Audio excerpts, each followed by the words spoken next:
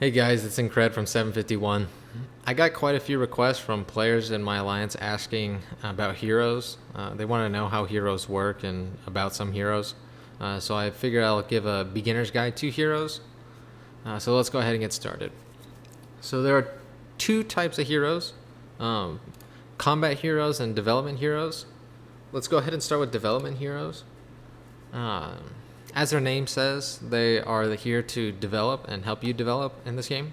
But there are three types of development heroes. There are resource production heroes, there are resource reduction heroes, and there are unit development heroes. So let's start with resource production heroes since they're pretty straightforward. They're exactly as their name says, they produce resources. So let's take Walter the Alchemist for example. His second skill, all refinery production plus 2,000 per hour. Increases your iron gain per hour. So the faster you get these heroes, the more resources they'll produce for you over time. Now they also increase your refinery rapid production, success rate, and the outcome of it. And their last skill is an active that once a day you can gamble for 500 to 2.5 million iron. Very good heroes to have as early as you can. I really recommend getting them as soon as possible because the faster you get them, the more resources they'll produce for you in the long run. Next is resource reduction heroes. That would be heroes like the Great Engineer and Foreman, along with the unit development heroes. Exactly as they say again, building resource costs, excluding money, reduced by 20%. So the example I'll give is if your base costs 10 million fuel, 10 million food, 10 million lumber, 10 million iron, and 10 million electricity to upgrade, it'll now cost 8 million in each instead of 10 million. Super simple, super straightforward. Everyone can see why they needed it. His next skill is building money costs reduced by 20%. So on top of resources, they can also reduce the amount of money that it takes to increase a building. So again, this would be if you building requires 10 million cash, it now requires 8 million cash. So super useful heroes. Get them as early as possible because they'll help you increase your base levels faster. There's a big jump between base level 19 and base level 20 and base 15 to 16 when you start getting to the millions of resources. Sometimes you don't have 20 million fuel to upgrade. If you have this, then it now becomes a lot cheaper. That's not all Enzo's good for. Enzo is a fantastic hero.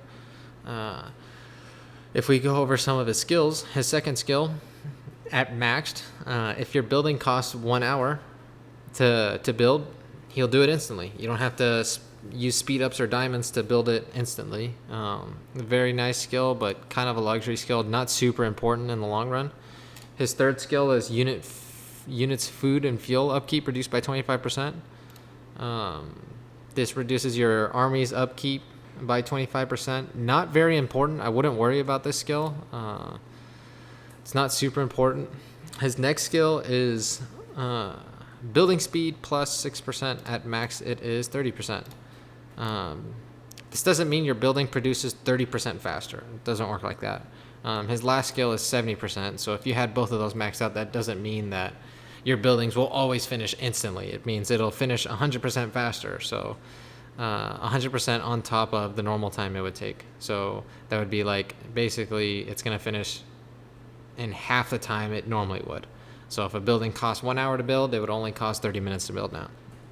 Not very important skills, but when it comes to Clash of Zones and it comes to building days, sometimes you run out of speed ups and you're starting to use diamonds to speed up. These are pretty big when it comes to reducing the amount of speed ups you need and getting those MVPs on building day.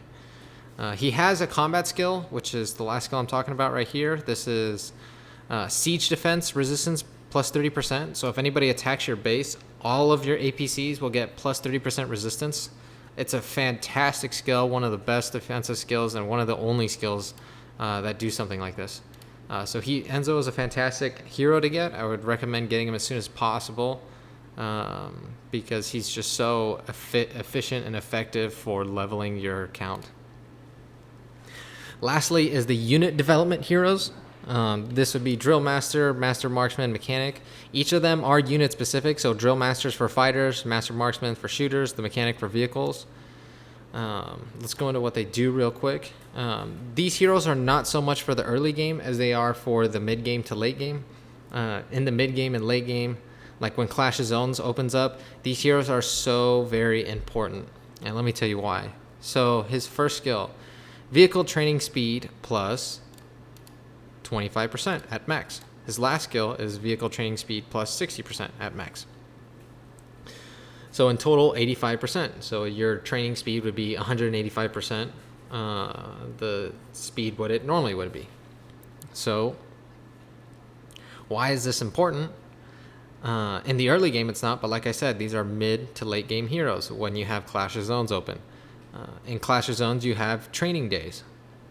Training days require you to train a large amount of troops to gain points, to gain rewards.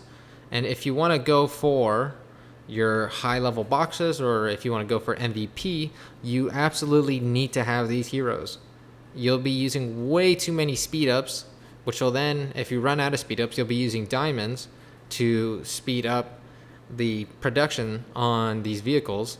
And if someone has a max mechanic and you don't have a max mechanic, you will have a really hard time trying to beat them in MVP, and you'll just have a really hard time trying to get all your boxes. You'll have a much more difficult time when you're maxed or when you're low level trying to get your third box than if you had this guy. Your third box becomes a lot easier when you have this guy in the beginning, which means more courage medals and better rewards. So his next skill, vehicle units fuel upkeep 25%. And like I said with Enzo, upkeep is not important at all. Like, don't even worry about the skill. It's pretty much useless. Now, his fourth skill is vehicle training count plus 2,500. So this is super important because bunks, each level only give you plus 5 unit training, which is hardly anything. This guy gives you 2,500, which is absolutely huge. This is huge for training dailies. When there's the daily challenge that says train tier 10 through tier 1 units and you get rewards. If you have that queued up and it's done, so when you click on your vehicle training camp, you get 10,000 vehicles. If you claim that when that daily starts, then you might get your tier 3 box just claiming it, and then you can queue up 10,000 more units and you can wait till the next training daily to get it. You don't have to use speed ups and diamonds to try to get that third box or second box or whichever box you're going for, because you have a ton of vehicles that are in the queue waiting to be claimed. So super important to save you on diamonds and speed ups, because then you don't have to worry about using them to get your tier 3 box on the daily challenge. This is his fifth skill, which is probably one of his most important skills, because in the game of Last Shelter, throughout your entire life playing this game, you will produce millions and millions and millions of units. As you get base 25, I've seen people have hundreds of millions of units. This is straightforward. Vehicle training costs reduced by 40%. So if it costs you 1 million fuel to produce the units, it will only cost you 600,000 fuel to produce the trucks. If you multiply that by hundreds of millions, you can already see how much fuel you're going to be saving in the long run. It's super important to get these guys in the mid game and to get them maxed out in the mid game, because then you save a lot on iron and fuel and food and the wood that you can put towards technology and leveling up your base. That's it for development heroes. There are other development heroes like Esquire, which affect things like the helicopter. I really wouldn't worry about them. They're pretty useless after the helicopter got changed. There's heroes like Frontline Medic.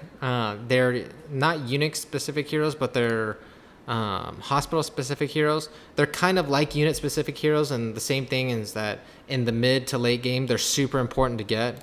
They just reduce the amount of resources it takes to heal it. They reduce the amount of speed-ups and diamonds it takes to heal.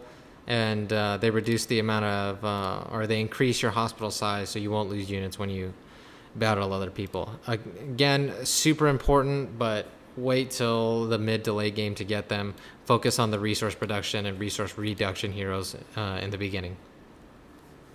So let's move on to combat heroes. I'll talk about this pretty quickly because combat heroes are pretty basic to understand. I'll go more in depth on them on my advanced combat heroes video. So let's start off with heroes. Let's start off with purple heroes. Purple heroes are what you're going to use in the early to mid game. You'll use orange heroes in the mid to late game unless you're a rich player. Then you can use orange heroes in the beginning. Purple heroes. They have one high leader skill, which increases bonus marching capacity, which just means you can put more units in them. They get 2 combat skills and 3 buff skills. So they get the first combat skill and the second combat skill are always going to be unique for every purple hero. They don't share any skills. They all have their own different skills. And what a combat skill is a percentage chance to do something. Sometimes it damages enemy units. Sometimes it debuffs enemy units. Sometimes it buffs your units. And it does other things. Things to keep in mind with combat skills is effective range 3 means that you can put him in the first, second, and third row, and this skill will activate. If this is effective range 1 and you put him in the second row, this skill will not activate. Target 1 through 3 means he can hit multiple units. So if this target is 1, he can only hit 1 unit.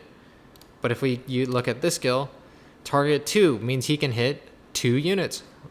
So effective range 4, if you put him anywhere in your APC, he will hit 2 enemy units. Fantastic skills. Boom Boy is one of the best purple heroes you can get.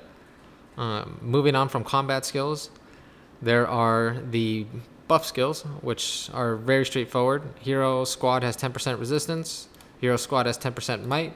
And the fancy one is Awaken. Awaken, increased might and resistance, and 250% bonus to high leader skills, which means you can hold more units. If you want to start taking down like Wendell 15s and the higher level clowns, you're going to need your hero to be awakened in order to take them out. Just having upgraded combat skills isn't going to be enough. What does it require to unlock skills? Each skill requires something different, but it's all pretty much the same kind of idea. It requires your hero to be leveled up. It requires some amount of money, and it has some kind of wisdom medal or hero medal requirement. The only thing special is on skills like Awaken, which require 1 duplicate of the hero you have and 1 general purple medal. So besides that, they all require XP, money, and some type of medal. How to level up heroes? All you're going to do is just press this plus sign, and then you'll have access to, if you have XP, you can do it to level up your hero.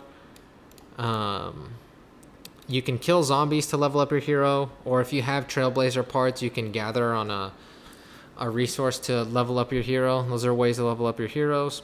If you want to split your hero, you press this button. This will split it back so it gives you 1 Boom Boy purple medal. And if you've put any cash or wisdom medals into this hero, or any purple medals or blue medals or anything, it will give you those medals back. Wisdom medals, it only gives you 70% of what you spend, so you don't get 100% of it.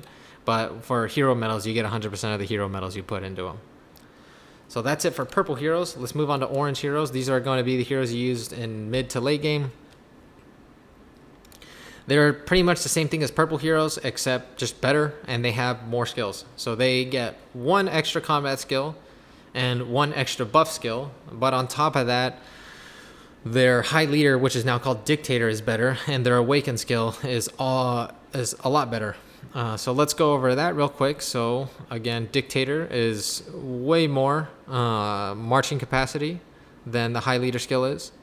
They get 1 extra buff skill. So Forsaken, this is going to be unique for each hero. The buff skill is not just always going to be HP. It can be HP, it can be might, and it can be resistance. And in Forsaken's case, it's extra HP. Their last skill is an extra combat skill. This is normally their best combat skill, not all the time, but most of the time it's their best combat skill. But it also takes the most to activate it. So as you see, it requires hero level 50, which is the max hero level, 4 million money, and 3 spare orange medals. It's a pretty hefty cost in the beginning, but in the later game it really doesn't matter. So that's why you want to focus them in the mid to later. Their Awaken is the last thing that's also changed. Instead of just might, resistance, and bonus to high leader or dictator skills, it also gives 1 extra stat. So in Forsaken's example, it's 7% HP, but every hero's different. Some give might, some give resistance, some give combat speed. So make sure you look at that for each hero. And that's it for combat heroes. That's it for heroes in general. Thank you for watching the video on hero basics. Please leave a comment on what you would like to see next, and I'll see you next time.